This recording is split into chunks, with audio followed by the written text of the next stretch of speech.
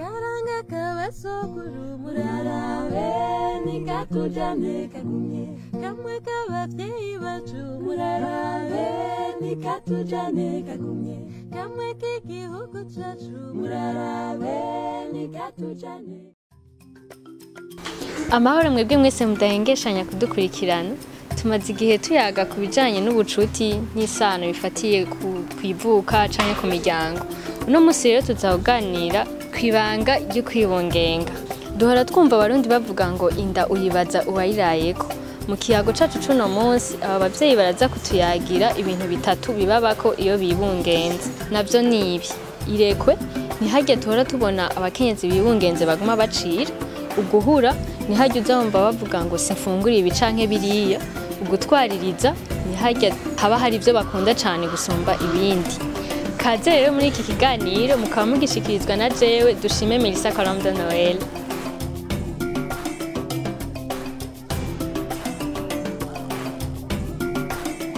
Mbega nawe iyo wibungenze uragira irekwe? Biragushikira ukagumucira? Ego ndayigira. Bijya none biva kuki? Uba wumva umerewe gute? Biva ku mpinduka k'umubiri uba wakira ikindi kintu utamenyereye. Ca wumva umerewe nabi, nturyoherwa, ugaceka intege, itiro, ukagoyagoya. Mbega hari ibintu umuvyeyi ashobora gufata, umuti, imfungurwa canke ikinyobwa kikamurinda kuguma acira? Bivana n'umuntu, gusa ico nzi co nta muti waba, mugabo abantu baratandukanye. Uri nk'ahantu hasaba urupfasoni rwinshi utopfa gucira nko mw'isengero nk'akarorero, uca ubigenza gute? Kwigumya birashoboka? Kwigumya ntibishoboka, urakoresha akagopo canke agatambara mu gihe ubona ko bibangamiye abandi, birabangamira abandi mwicaranye n'abandi mw'isengero, urashobora gusohoka ugasengera hanze kugira ubandanye uciye muri kagagopo kawe canke mu mushwara wajanye. Mbega uko kugumucira biba ikiringo kingana gute? Ikiringo cose c'imbanyi? Oya, bivana n'umuntu. Hariho abatangurirekwe inda icinjira akageza ku mezi 3, hariho n'urenza gushika ku mezi 9, hariho n'uvyara irekwa akayigumana. Duhora twumva ko abakenyezi bibungenze bashobora guhura, ni ukuvuga kwinuma imfungwa zimwe zimwe n'ibindi. Mbe nawe biramaze gushikira? Ego birashikira. Oya, ntibishikira. Ego birashikira. Wahuze iki? Nibihe bintu uterekwa utashaka?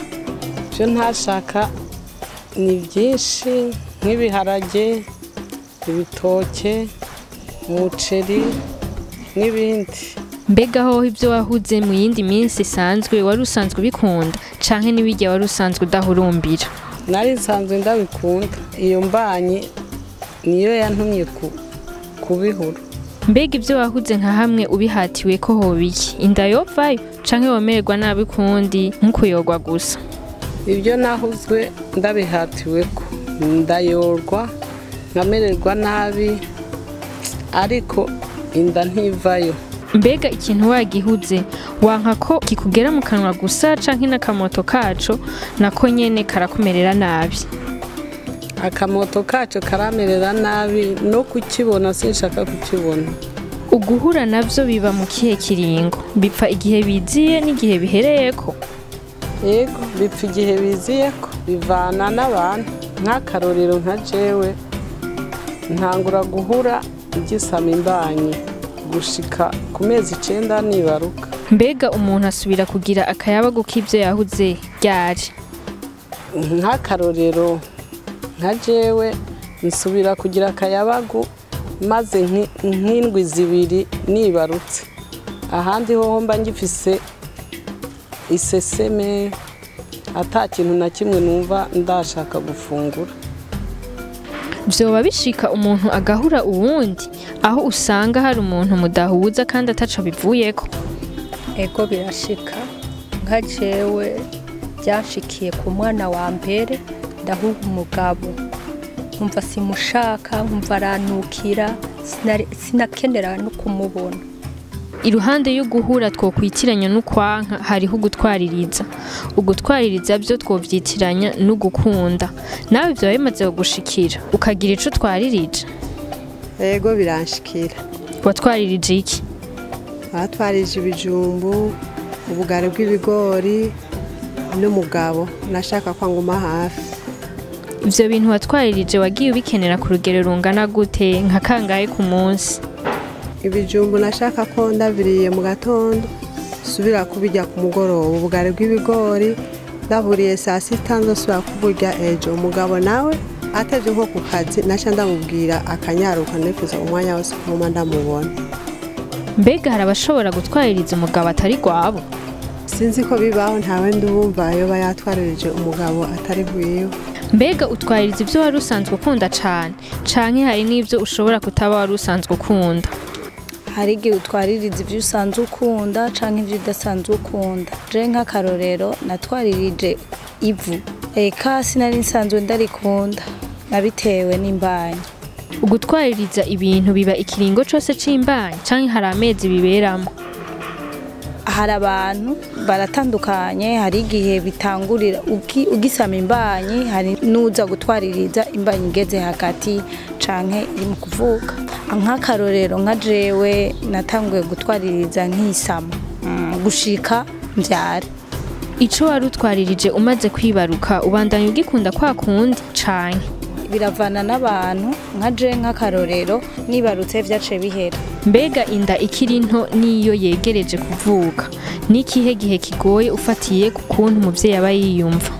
Igihe kigoye ni igihe inda ikiri ntoyi, naho imaze gukuraho umuntu aba yamaze kumenyera. Mu bigoye ni mu gihe ca mbere, mu mezi ya mbere kuva mu kwezi kwa mbere, mu mezi 3 biba bigoye, andi mezi yose nibisanzwe. Muri ayo mezi asigaye umuntu aba amaze kumenyera atakibazo wumva gisigaye.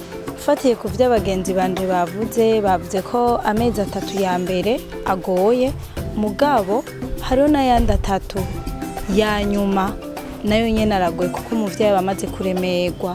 Biba bigoye naho nyene araremerwa.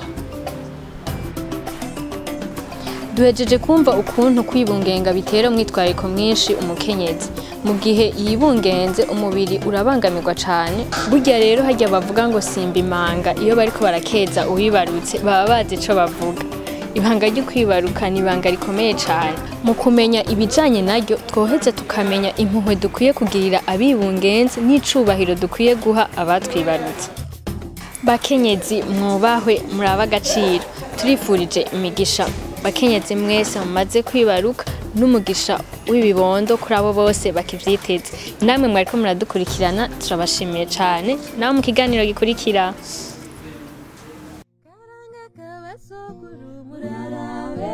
nikatujane kagumye kamwe k'abavyeyi bacu murarabe nikatujane kagumye kamwe k'igihugu cacu murarabe nikatujane.